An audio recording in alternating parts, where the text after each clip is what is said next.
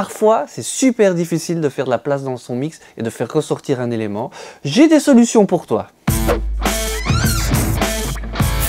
Bonjour et bienvenue à l'Académie du Gros Son. Je suis Gérald et je suis super content de vous recevoir à nouveau pour cette vidéo dans notre belle Académie. Aujourd'hui, je vais parler d'un sujet qui est assez compliqué. Moi, ça m'a mis des années à voir comment faire.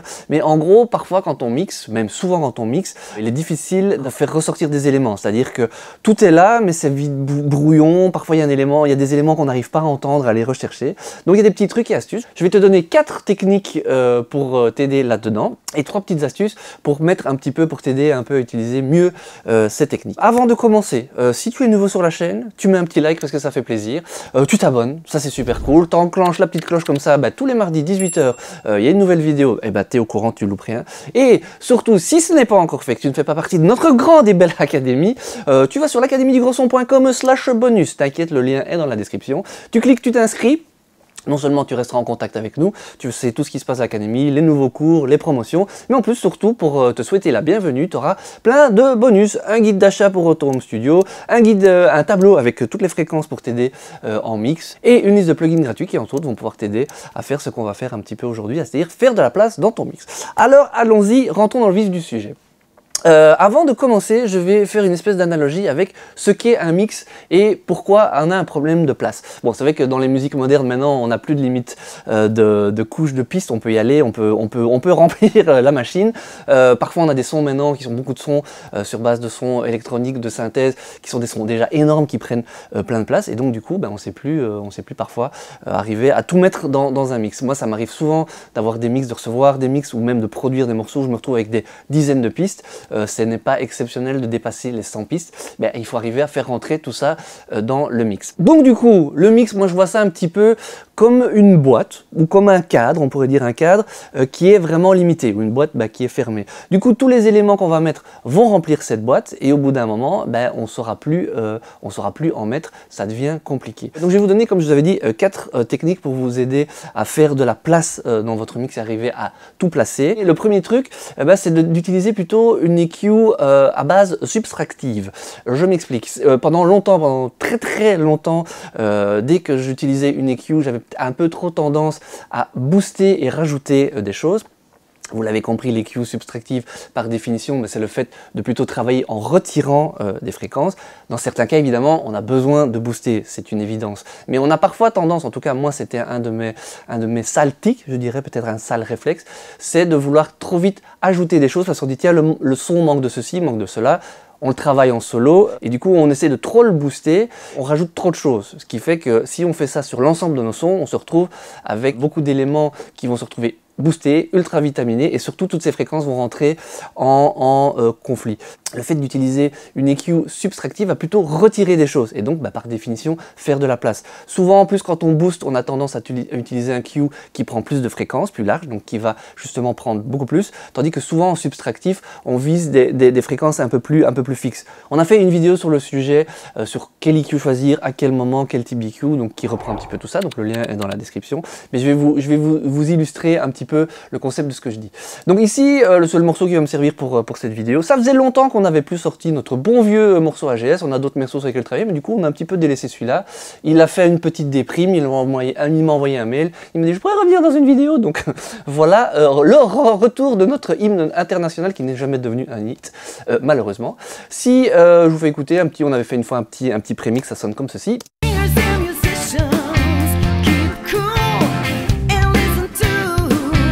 Voilà, pour illustrer l'EQ subtractive, je vais prendre une des guitares électriques qui est ici. Qui est mise à gauche parce qu'il y en a deux. En général, la première chose que je fais, j'écoute un son et j'essaye de voir comment je peux l'améliorer. Et depuis peu, et entre nous, depuis qu'on a fait le cours avec Lionel Capouillet, qui lui utilise énormément cette façon de travailler son approche d'EQ, c'est d'abord de se dire tiens, comment est-ce que je peux nettoyer, enlever, et du coup ce qui adoucit. Et c'est là là c'est le déclic de me dire oui, c'est vrai que ça fait longtemps que je n'ai plus fait attention à cette technique de l'EQ, plutôt d'être plus subtractif que additif. Donc cette technique, c'est j'écoute le son et avant de me dire tiens, il manque de ceci, il manque de cela, il y a moyen de le rééquilibrer en retirant l'inverse. Par exemple, si vous avez un son qui parfois est trop dark, trop sombre, le premier réflexe c'est d'aller mettre de l'aigu pour l'éclaircir. En fait, si vous retirez des basses, vous allez peut-être obtenir un résultat qui sera similaire, mais avec moins de problèmes en définitive pour faire de la place au reste de vos instruments. Sur une guitare électrique comme ceci, j'aime bien, moi j'utilise beaucoup l'EQ de base de Pro Tools parce que pour nettoyer, pour cleaner, celui-là est très chirurgical. C'est comme un Pro Q par exemple, un Pro Q3 ça marche très bien, mais en général moi j'aime bien celui de Pro Tools, ça c'est les goûts et les couleurs, voilà, chacun son truc. Et donc bah, j'écoute le son.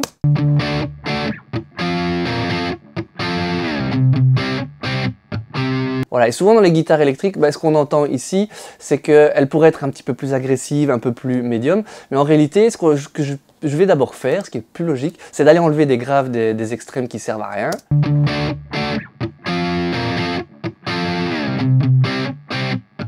Surtout sur les étouffés, ça crée un boom groove qui prend un peu de place. Et alors souvent les guitares électriques, moi ce que j'aime bien c'est enlever, il y a souvent des fréquences quelque part entre 1,5 kg et je dirais 3-4 qui souvent qui parfois est un peu too much et qui prend aussi beaucoup de place. Donc là en général ben, j'enlève à fond, je prends le Q le plus fin, le plus petit et je cherche la fréquence qui m'embête.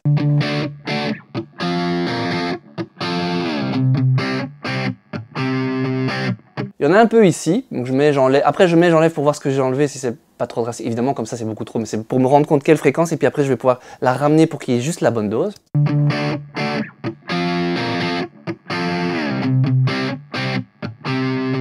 Je crois que je peux prendre un tout petit peu plus large. Ok, donc on a cette guitare maintenant qui est un petit peu plus adoucie, qui est un peu moins extrême. Et j'ai entendu qu'il y avait encore une fréquence tantôt quand j'ai sweepé dedans qui m'embêtait. Même principe. Voilà, quelque part vers 1,47 kg. Même principe, donc j'enlève, je remets, je vois un peu comment je peux doser ça.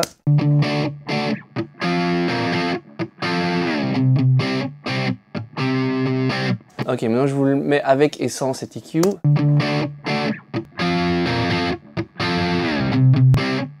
On sent clairement que j'ai enlevé des choses dans ce cas-ci. Donc je l'ai rééquilibré d'un point de vue fréquentiel, mais en enlevant. Du coup, l'avantage par rapport au but de la vidéo d'aujourd'hui, c'est que ça va créer de la place. Donc le fait d'enlever, quelque part rend le mix plus clean, va un peu adoucir le son et va se mettre un peu plus naturellement. Je vais la mettre maintenant dans la musique. On avait doublé ces guitares là, donc je vais les mettre sur les deux.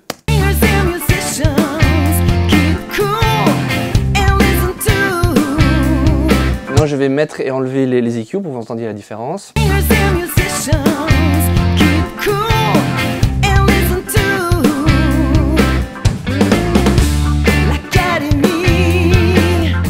Voilà, donc je les ai rééquilibrées d'un point de vue fréquentiel et on sent qu'elles prennent un petit peu moins de place et elles laissent plus de place. Tout ce truc aigu pouvait venir gêner les cymbales, la voix. Donc ça c'est une première façon de faire. Donc l'EQ subtractif, ça permet d'avoir toujours un truc un peu plus clean et laisser plus de place. Je dis pas que c'est ce qu'il faut faire systématiquement. Il y a des cas où on a besoin de booster. Quand on a des sons auxquels il manque vraiment quelque chose, qui sont tristes, plats, voilà, là on peut booster. Mais toujours se demander dans un premier temps, est-ce que je n'ai pas à y gagner d'abord à retirer des choses pour le rééquilibrer plutôt qu'à booster. Ça, c'était le premier truc. Le deuxième truc que je voulais proposer, bon, c'est un grand classique, bah, c'est l'utilisation de la compression en sidechain. Donc ce qu'on appelle le sidechain. En fait, on a aussi une vidéo sur le sujet en long et en large, mais c'est une technique. En fait, il y a deux vidéos que je vous conseille. La première, bah, on explique ce qu'est un sidechain, si vous ne savez pas. Et la deuxième, je détourne un espèce de multiband en utilisant la technique du sidechain pour faire de la place. C'est un petit peu ce que je vais un peu réexpliquer ici. Donc en gros, l'idée du sidechain, ça veut dire que vous avez un compresseur qui peut être déclenché par une source externe, autre, c'est-à-dire que vous mettez un compresseur, imaginons, sur la basse, ça c'est un gros classique, sur la basse, et ça va compresser, non pas quand la basse a des pics, mais quand la grosse caisse frappe. Donc du coup, le compresseur va réagir aux grosses caisses, et au moment où ça va compresser, ça va diminuer un tout petit peu la basse, qui va l'espace d'un instant laisser la place à la grosse caisse, et puis reprendre sa place. De nouveau, le but c'est de faire de la place. Je vous montre un petit peu, bon, on peut faire cette technique-là qui est un grand classique ici sur la basse. Donc il y a une basse et une batterie, je vais mettre les deux en solo. Donc, je vais créer un bus dans Pro Tools, hop, que je vais appeler Kick SC pour sidechain. Je vais mettre ça en pré... Voilà, si vous ne connaissez pas la technique, allez voir, tout est dans la vidéo. Je ne vais pas expliquer la technique en long en large, mais je vais juste vous montrer les effets pour faire de la place dans votre mix. Donc je vais utiliser un compresseur. Voilà, donc dans le cas du sidechain, vous voyez ici, vous avez une petite clé, c'est pour lui dire ce qui va déclencher le compresseur. Donc maintenant, ce n'est plus la basse, mais la grosse caisse. Je mets ça en route et maintenant je vais régler la compression pour que chaque attaque fasse diminuer un tout petit peu la basse. Du coup, on entend mieux l'attaque de la grosse caisse et puis la basse va revenir prendre sa place, puisqu'après, de toute façon, la grosse caisse, d'une certaine façon, n'a pas vraiment beaucoup de sustain et là, c'est plutôt la basse qu'on veut. Alors, réglons ça. Donc, j'enclenche l'écoute par le sidechain ici. Donc, maintenant, c'est vraiment la grosse caisse qui va déclencher l'attaque.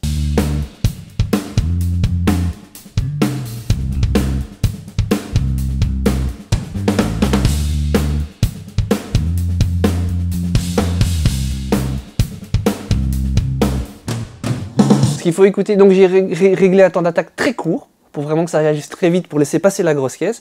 Et puis après, je vais remettre un release. Là, j'ai laissé un peu long. Je vais le remettre peut-être un petit peu plus court pour vraiment que la basse revienne peut-être un tout petit peu plus vite.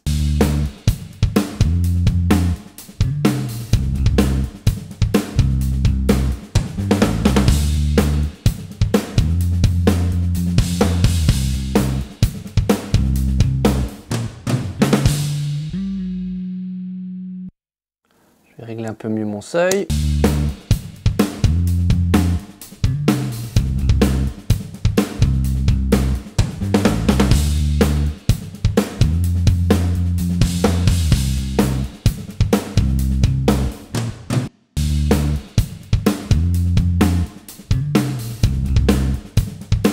Voilà, donc ce qu'il faut vraiment écouter, maintenant je vais le faire en bypassant le compresseur. Ce qu'il faut vraiment écouter, c'est que tout d'un coup, ça ne change pas vraiment la balance, mais on sent que l'attaque de la grosse caisse est plus présente. C'est comme si la grosse caisse ressortait, alors que je ne l'ai pas mise plus fort, j'ai rien changé.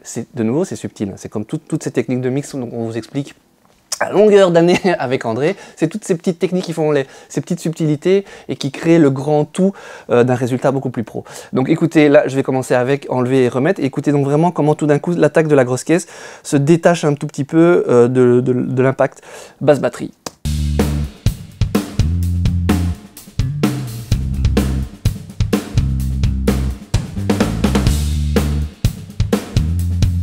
C'est évidemment à entendre quand la basse joue en même temps. Quand la basse n'est pas là, évidemment, ça n'a pas d'intérêt. Donc voilà, ça c'est un premier truc. Vous pouvez utiliser ça sur tout et n'importe quoi.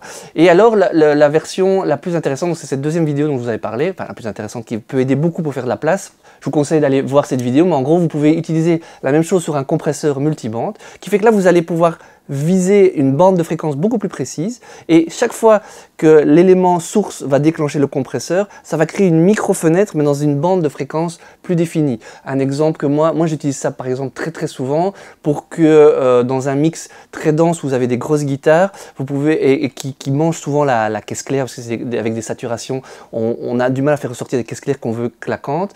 Ben, je vais utiliser, comme dans la vidéo, je vais utiliser cette technique pour qu'au moment où la caisse claire frappe, ça crée dans les fréquences utiles à la caisse claire pour que je les entende, ce même principe que ce qu'on vient de voir, mais vraiment sur les fréquences propres à la caisse claire, et pour que tout d'un coup la caisse claire ressort.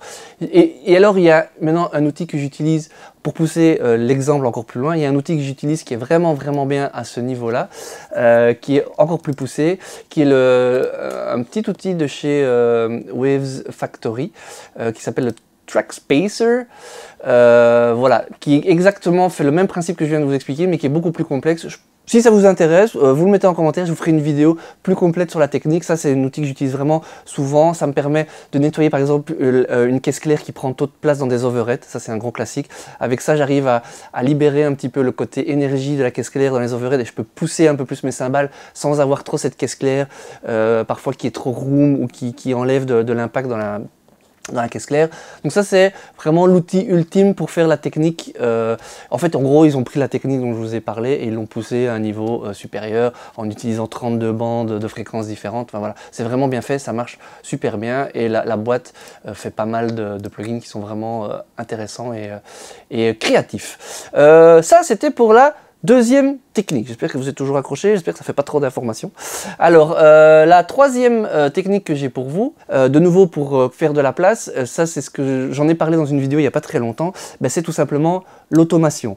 Alors l'automation, ça consiste à prendre un élément et en cours de route de faire varier ce paramètre. Typiquement, le plus classique, on pense, c'est les volumes. Avant, je ne le faisais pas systématiquement, c'est ce que j'explique dans la vidéo, il y a le lien aussi. Depuis que je fais ça, en fait, ça je pense que c'est l'outil ultime pour créer de la place. C'est-à-dire que vous faites votre balance de base où tout fonctionne à peu près, mais vous savez qu'il y a des endroits où il y a des choses qui se marchent sur les pieds les uns des autres. Si je reviens un peu à mon concept de boîte, imaginons que tous vos pistes soient des cubes que vous mettez dans cette boîte et à un moment elle est trop remplie, vous ne savez plus mettre tous les éléments ou vous devez les écraser et on ne comprend plus rien, on ne voit plus rien dans notre boîte. Ben, le fait d'utiliser l'automation, c'est un petit peu à chaque moment, chacun doit avoir sa place.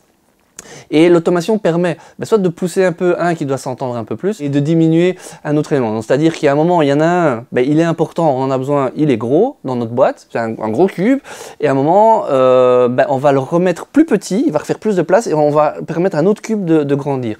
Ça, l'automation, ça marche excessivement bien. Longtemps, comme j'expliquais dans la vidéo, je le faisais à la souris, donc c'est un petit peu fastidieux, parce que voilà, ça j'explique dans la vidéo. Récemment, je me suis acheté un contrôleur de chez Avid, parce que ça marche avec Pro Tools, j'ai 8 curseurs. Et franchement, ça change la vie. Ça crée beaucoup plus de clarté, de place dans mes mix. Et ça rend la chose en plus vivante, plus organique. Et j'ai vraiment un contrôle qui donne un niveau de finition encore plus sympa, en plus du fait de gagner du temps. Ça, c'est sur les volumes, évidemment. Imaginons qu'il y a un moment, un son qui doit être énorme, un gros son de basse qui doit envoyer sur un refrain, mais le reste du temps, ce son-là, on ne le veut pas aussi gros dans le couplet. Vous pouvez faire une automation juste sur les fréquences. Bêtement la mettre on-off, donc enlever des choses, remettre des choses, ça c'est un peu le stade ultime, et c'est encore le meilleur moyen de faire de la place ou remettre des petites choses. Ça c'était la troisième technique, donc l'automation, vous irez voir la vidéo. La quatrième technique, c'est l'utilisation de saturation. Alors, la saturation, des fois on se dit, bah oui, c'est pour les guitares électriques. La saturation, quand c'est dosé légèrement, a ce pouvoir, ce super pouvoir de super-héros, d'amener de légères harmoniques qui peuvent être paires ou impaires. André a fait aussi une vidéo sur la saturation où il explique tout ça. Mais donc, qui va créer toute une série d'harmoniques qui vont pouvoir refaire ressortir un son, qui peuvent être des harmoniques paires et ça rend la chose un peu plus agréable, et impaires, ça rend la chose un petit peu plus agressive, mais ça le fait ressortir d'une certaine façon. Moi j'utilise beaucoup de saturation à plein niveau dans le mix. Un typique, c'est sur les basses. Moi j'utilise depuis des milliards d'années, même s'il y a des milliards d'années, le sans amp n'existait pas dans Pro Tools, mais je l'utilisais déjà parce que ça marche bien. Sur une basse, un sans amp, c'est magique. Dans la liste des plugins gratuits, vous avez un équivalent, le TSE, je vais vous montrer. Bah, tiens, on va faire ça sur la basse, je vais vous montrer un petit peu. Donc notre basse, elle sonne comme ceci. Et vous avez chez TSE Audio le BOD, donc qui est le Bass Overdrive, qui est en fait basé sur le sans amp que moi j'utilise tout le temps dans Pro Tools. Ça permet de faire driver, de changer le niveau, de faire driver dans les graves et les aigus, et il y a une fonction présence qui redonne de l'aigu, enfin de la présence. Ça permet par exemple une basse, souvent c'est grave, enfin par définition on dirait c'est une basse, c'est ce qu'on veut, mais très vite elles se font manger dans les mix. Et le fait de rajouter de la saturation, que ce soit une basse jouer instrument ou une basse synthé, c'est toujours le même problème, même combat. Le fait de rajouter de la saturation fait que, évidemment en solo vous entendez de la saturation, mais dans le mix que ça crée, c'est qu'elle ressort, ça crée toute une série de fréquences et de limites d'harmoniques qui n'existent pas de base dans le son, ça les génère ou ça les accentue, et du coup ça fait ressortir toutes ces fréquences graves. Je vous fais écouter ça sur la basse ici, ce que ça peut donner.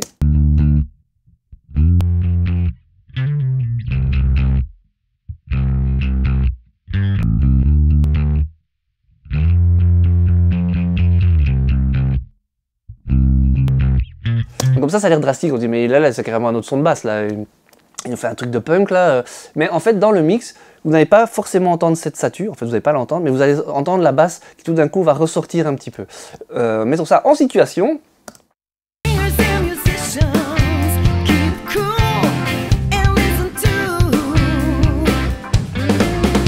En fait, on se rend compte que non seulement ça s'entend pas, mais en plus je peux encore l'accentuer pour faire, si on veut vraiment refaire sortir cette basse dans le mix, je peux y aller encore plus fort.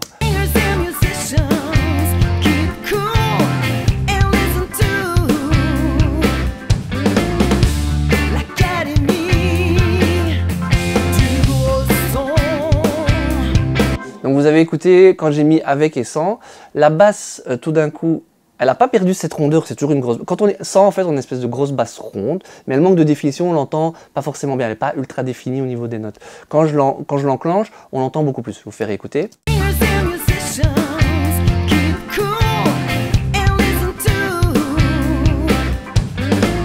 Il y a un léger clic-clic des cordes qui apparaît, mais ça, bon voilà, ça c'est, moi je trouve ça cool. Après c'est à doser, il suffit d'enlever un petit peu des aigus. Donc voilà, elle ressort, elle est un peu plus présente. Maintenant si j'écoute en solo avec et sans, vous allez voir c'est beaucoup plus drastique.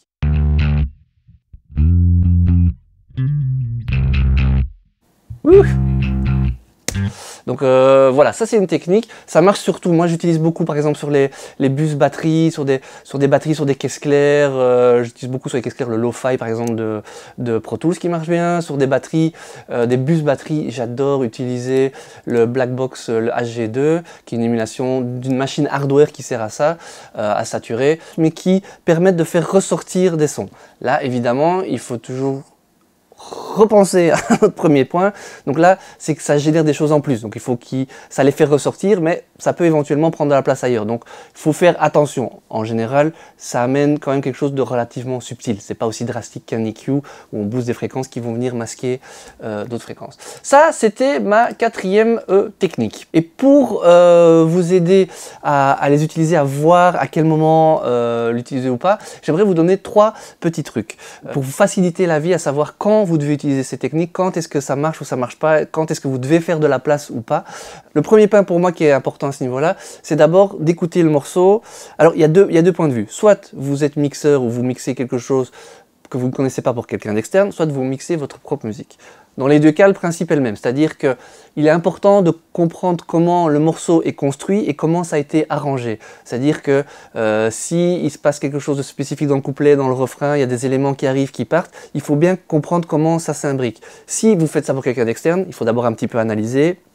L'idéal, c'est que la personne vous ait fait un mix, un pré-mix de ce que lui ressentait. Comme ça, vous pouvez voir les éléments qui comptent et comment il a voulu articuler ce morceau. Si c'est vous-même, ben voilà, vous connaissez votre morceau, donc vous savez ce que vous devez mettre en avant.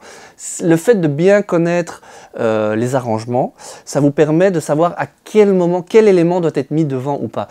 Parfois, il y a beaucoup de... Moi, on m'envoie des choses où il y a des choses qui servent juste à de la texture, de l'ambiance. Si vous les mettez trop en avant parce que vous voulez qu'on entende tout, ça va forcément rendre votre mix confus et brouillon. Donc déjà, il faut bien comprendre la mécanique du morceau, la mécanique artistique et émotionnelle du morceau, pour savoir quels sont les éléments que vous pouvez et devez mettre en avant, et lesquels vous pouvez laisser plus en retrait. Déjà, naturellement, ça va vous faire de la place, et instinctivement, vous allez du coup vous mettre dans l'esprit qui est le lead, qui est le chef, et naturellement, vous allez mettre les autres un peu plus en retrait et la place va se créer d'elle-même. Donc ça, très important. Et si c'est votre propre musique et que vous vous rendez compte qu'il y a vraiment un souci à ce niveau-là, il ne faut jamais hésiter à repenser les arrangements et se dire « J'ai voulu créer quelque chose, mais j'en ai mis de trop, alors qu'est-ce que je peux enlever ?» Et en tant que mixeur, ça peut arriver parfois qu'il faille suggérer à l'artiste peut-être de mettre des choses plus en retrait ou carrément de retirer des choses. Mais bon, ça c'est une discussion. Mais elle ne peut exister que si vous avez bien compris émotionnellement, artistiquement, l'arrangement du morceau. Ça, c'est le premier petit truc que je vous donne pour vous aider à appliquer toutes ces techniques pour faire de la place à votre mix. La deuxième chose qui est très importante, mais ça on vous le répète, si vous êtes habitué à la chaîne, on vous le répète à longueur d'année avec André, très important de travailler en contexte. Évidemment, on a cette fonction solo, on aime bien travailler notre son, le rendre parfait, par lui-même, et puis après on le mélange au reste. Si vous êtes expérimenté, que vous savez exactement où vous allez, comme par exemple quelqu'un comme, alors je reviens encore avec ce cours, parce que c'est le nouveau cours qu'on vient de sortir de Lionel Capouillet, vous voyez que lui travaille énormément en solo, mais il sait très bien où il va, et donc il sait très bien en solo déjà ce qu'il doit enlever et remettre. Ce que j'ai fait par exemple sur la guitare au début, vous voyez, je l'ai fait en solo, je savais un petit peu où je voulais aller. Maintenant, si vous avez moins l'expérience, ou si vous avez peur de mal faire par rapport à l'ensemble du mix, très tôt vous pouvez faire une balance de basse sans trop mettre d'EQ pour avoir tous les éléments, vous repérer au reste et faire ça en contexte. C'est-à-dire que ce que j'ai fait, enlever des fréquences, vous le faites et vous voyez quand ça fait de la place au reste et quand ça fait trop disparaître l'instrument que vous êtes en train de travailler. Donc toujours le plus possible, travailler en contexte. C'est une boîte, comme j'ai expliqué au début, vous la remplissez. Si vous travaillez un son, vous avez rempli la boîte directement avec vos 2-3 premières pistes et que vous en avez 15, 20, 30 derrière, elles ne rentreront pas. Donc très tôt, il faut le faire en contexte. Quitte à amener un élément, juste pour voir avec, par exemple, vous faites travailler la basse, très vite vous amenez la batterie, parce que la grosse caisse et tout ça, c'est important avec. Vous le remettez de côté, vous voyez un petit peu avec les guitares. Voilà, vous n'êtes pas obligé de le faire avec tout en permanence, mais ça, avec les éléments, vous savez, ça risque de poser problème. Donc mixer en contexte, enfin faire un son en contexte, là c'est super important. Ça on vous le répète à longueur d'année, il y a une bonne raison pour ça. Un autre petit truc qui est très efficace, c'est à un moment, si vous vous rendez compte que votre mix est chargé, vous ne savez pas d'où vient le souci, une technique qui marche très bien, c'est de muter les éléments les uns après les autres et de les remettre. Et tout d'un coup, il y a forcément 1, 2, peut-être 3 éléments qui sont plus problématique que les autres, qui créent ce problème de surcharge de votre mix. À un moment, vous allez appuyer sur le bouton mute et tout votre mix va devenir beaucoup plus clair. Donc, et tout d'un coup, tout le reste va être défini. Donc, c'est que vous avez trouvé la source d'un problème potentiel, sûrement dû à peut-être une surcharge de fréquence. Donc, peut-être qu'à ce moment-là, il faut utiliser l'EQ subtractif sans changer la couleur de ce son. Peut-être que ça va être ce son de piano qui, sur tous les accords, tout d'un coup, cache un petit peu la caisse claire. Donc, il faudra peut-être utiliser ce système de compression en sidechain. Enfin, voilà, utiliser une des techniques pour essayer de résoudre le problème. Mais comme ça vous permet en tout cas de visualiser d'où vient ce problème. Voilà, ça fait le tour de mes 4 techniques plus 3 astuces pour vous aider à les mettre en commun. Comme vous êtes super cool et vous êtes resté jusqu'ici sur cette vidéo, je voudrais rajouter, moi j'utilise beaucoup une technique de compression parallèle sur l'ensemble du mix qui s'appelle la technique du rear bus. J'ai une vidéo sur le sujet, j'ai mis ça dans la description. C'est aussi quelque chose moi qui m'aide à faire la place. C'est une compression parallèle sur quasi tout, sauf la batterie, à peu de choses près, qui fait que quand je monte un élément, ça fait diminuer tout le reste. C'est un concept du sidechain d'une certaine façon, mais et c'est plus de la compression parallèle en réalité, mais à très large échelle. Ça c'est le bonus parce que vous êtes resté jusque là. Sur ce, je vais finir cette vidéo. Je vous rappelle, vous likez, vous abonnez, vous allez sur le site, vous faites tout ce qu'il faut pour nous aider parce qu'on en a besoin. Vous nous aidez, on vous aide, c'est donnant-donnant. Je vous remercie d'avoir suivi cette vidéo jusqu'ici et je suis impatient de vous retrouver lors d'une prochaine vidéo. Et ah oui, j'allais oublier surtout, ce qui est très important, c'est de faire de la musique.